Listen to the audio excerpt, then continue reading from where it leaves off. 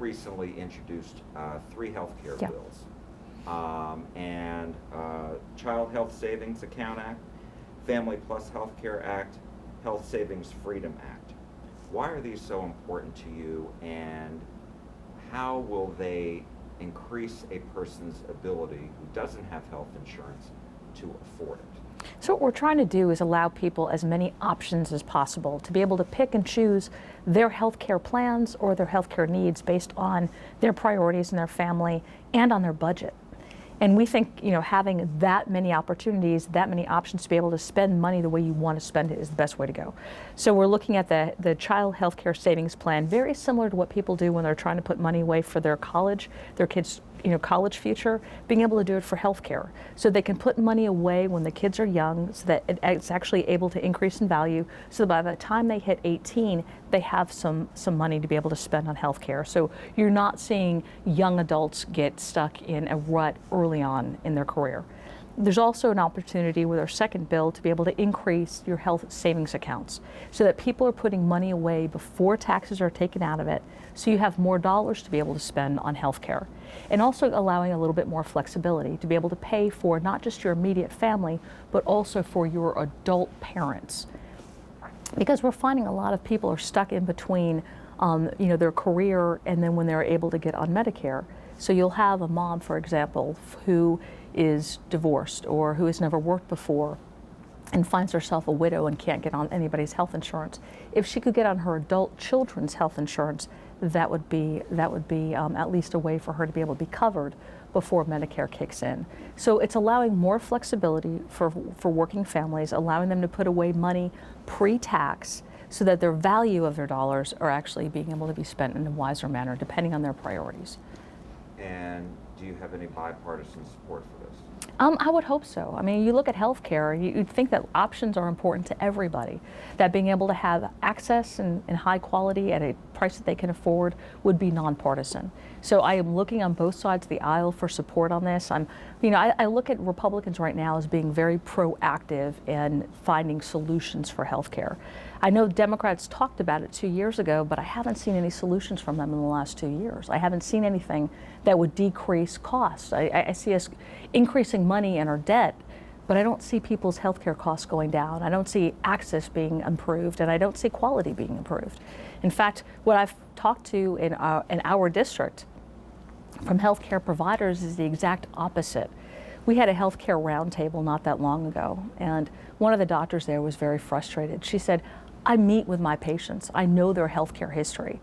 I can treat them, but I'm not able to because right now doctors don't practice medicine.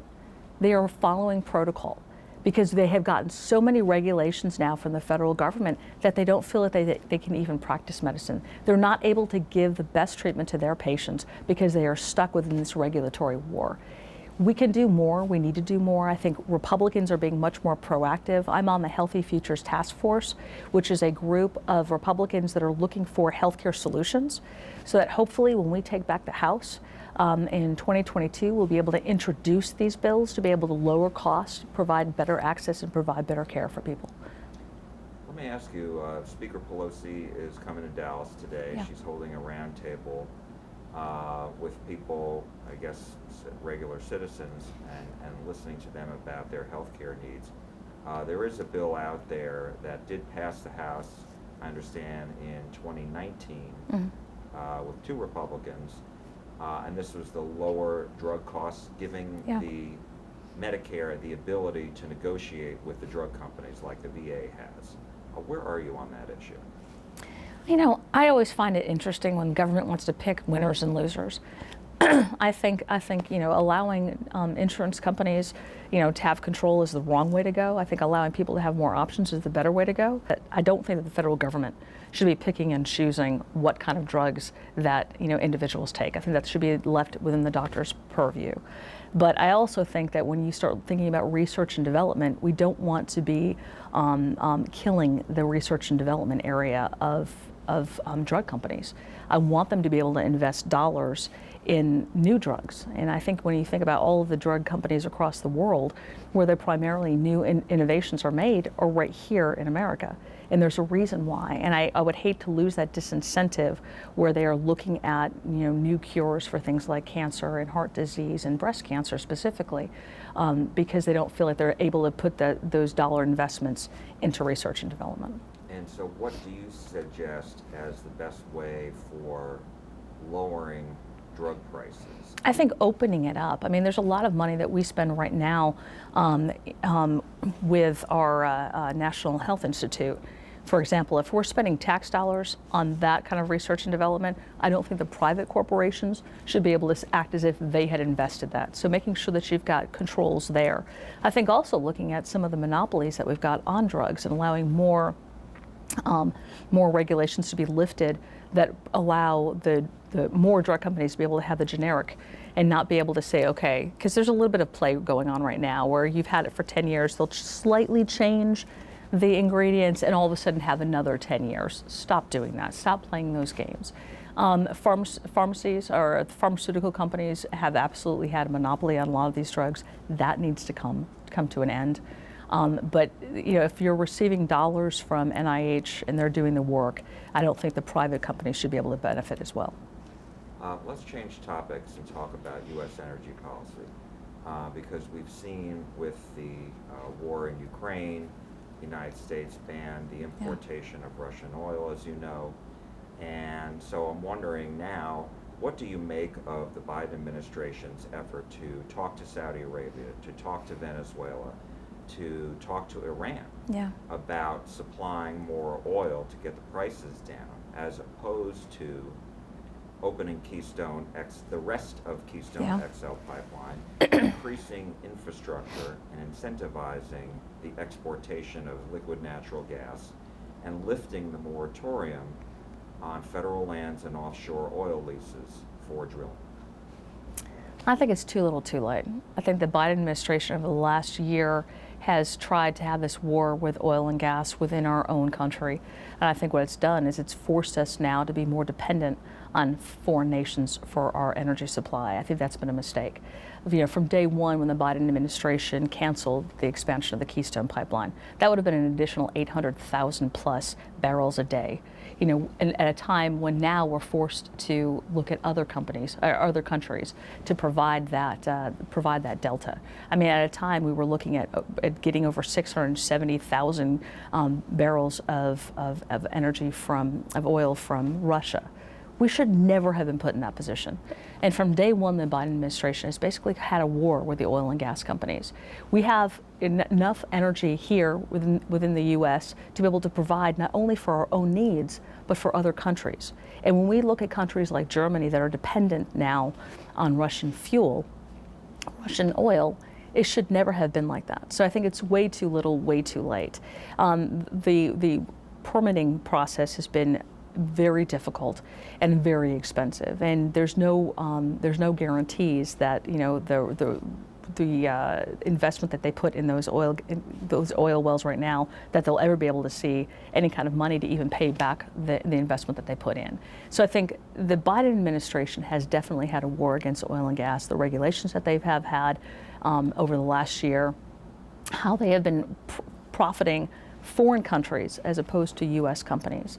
And I think anybody who's actually interested in cleaner energy, all the EPA regulations that we have on U.S. energy versus foreign nations, why are we importing that dirty oil here when we have an ability to be able to have the regulations to make it cleaner in the U.S.? It makes absolutely no sense. But even more importantly than that, by making us beholden to countries like Venezuela, like Iran, like Russia for our energy needs, it's dangerous. It's not only dangerous for the U.S.'s position, but for other countries that we were able to help when we were exporting it.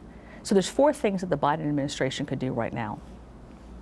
Allow the Keystone pipeline to be able to be expanded, looking at permitting and making it easier, cutting down the regulatory war that they have right now on oil and gas companies, making it easier to be able to invest, to be able to make a profit afterward, and then also by helping to get some of these exports right now of LNG out to other countries that need it, so those other countries are not reliant on hostile foreign nations. Those are the four things that the Biden administration could do that they're refusing to do.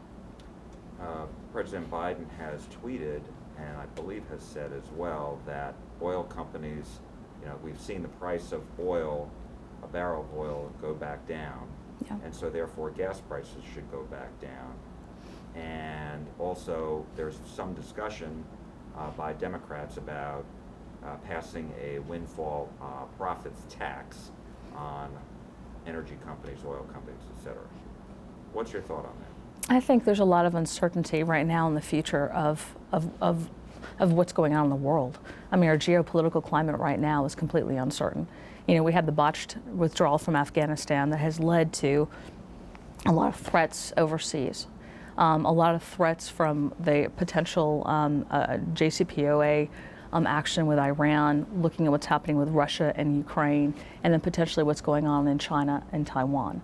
I think trying to foresee what's going to happen with energy in the next few months, I think is dangerous. The U.S. right now has been put into a very bad position because of policies from the Biden administration, specifically those that have made us dependent on foreign nations for our energy supplies.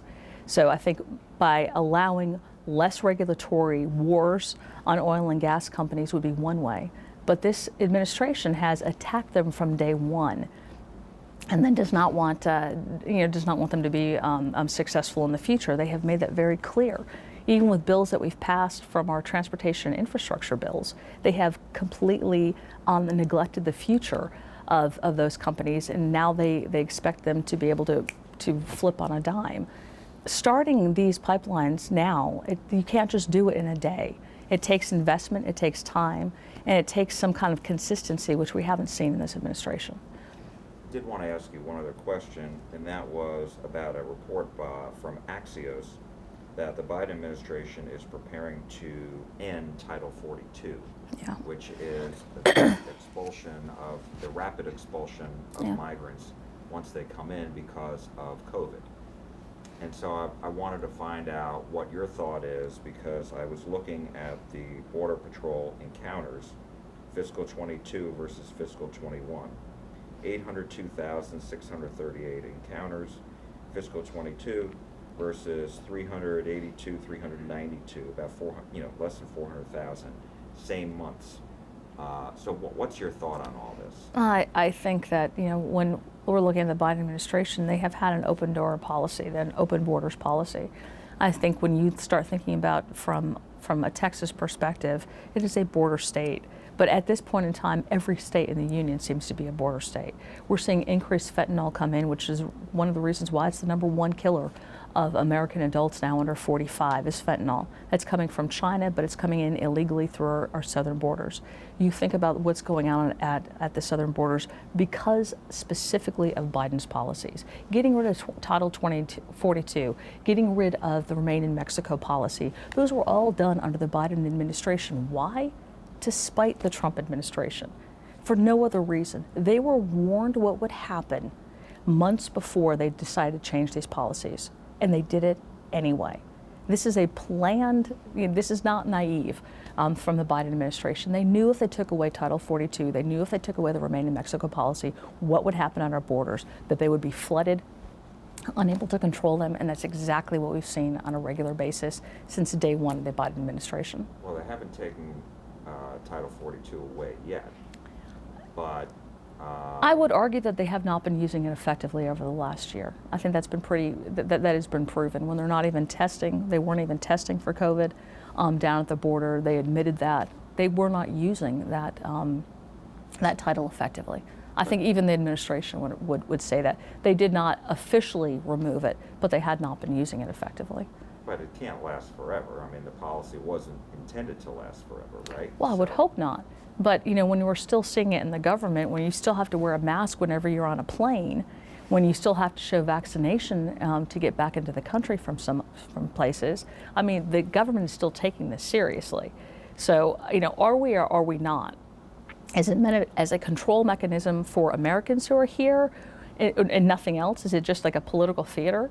Or are we actually taking COVID seriously? You can't have it both ways. You can't open up the borders to act as if we're over it and yet still have these control mechanisms in place for regular everyday Americans. Congresswoman Beth Van Duyne, thank you so much for your time. We appreciate it. Thank you very much. Thank you.